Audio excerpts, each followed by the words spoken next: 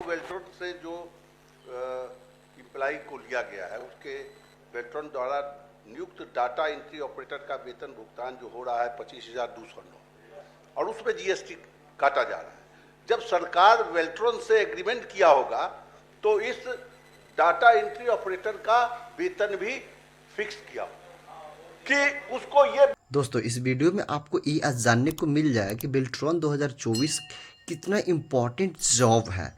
देखिए बेल्ट्रॉन 2024 में जो भी फॉर्म भरे हैं और जो अच्छे से एग्ज़ाम देते हैं और जॉब करते हैं उनके लिए मैं मानता हूं कि बहुत ही बढ़िया साबित होने वाली है।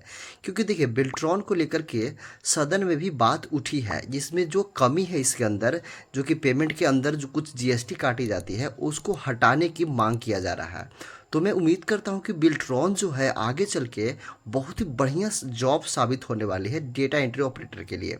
तो मैं आपसे ये रिक्वेस्ट करूंगा कि आप ज़रूर से ज़रूर बेल्ट्रॉन फॉर्म फिल करें, जिसका लास्ट डेट क्या है तो 15 मार्च है।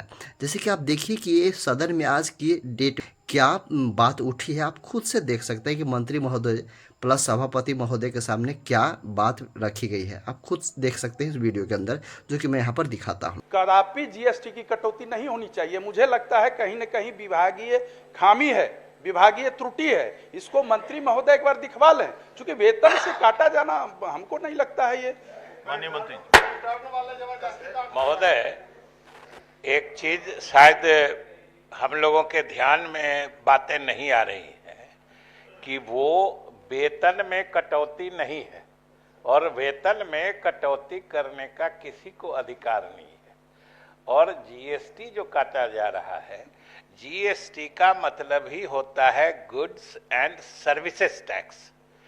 ये जो सर्विस प्रदाता होते हैं, जो सरकार को सर्विस दे के मुनाफा कमाते हैं, ये सर्विस जो वो प्रोवाइड करते हैं, सर्विस देते हैं, उस सर्विस पर टैक्स लगता है।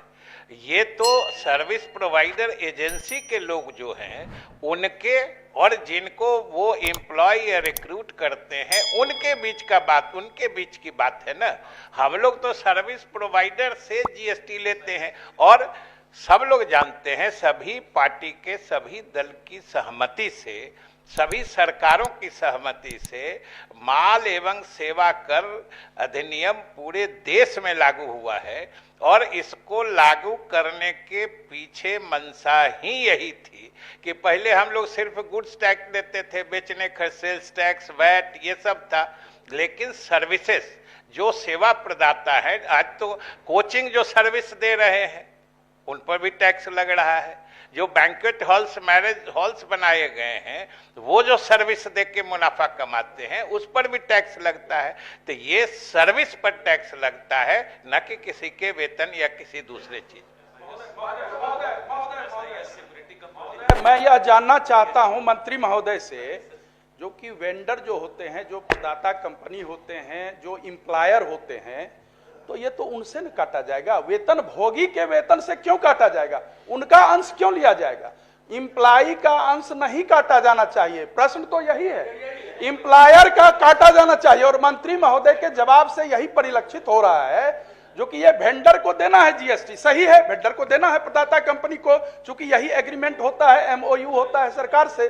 तो फिर वेतन भोगी तो एक इंडिविजुअल होता है और इंडिविजुअल के वेतन से काट करके ये किया जाना मुझे लगता है वो सही नहीं है। सभापति महोदय, एक सवाल हम मंत्री महोदय से जानना चाहेंगे कि ये जो वेल्ट्रॉन से जो इम्प्लाई को लिया गया है उसके वेल्ट्रॉन द्वारा नियुक्त डाटा एंट्री ऑपरेटर का वेतन भुगतान जो हो रहा है 25,209 और उसमें जीएसटी काटा जा रहा है।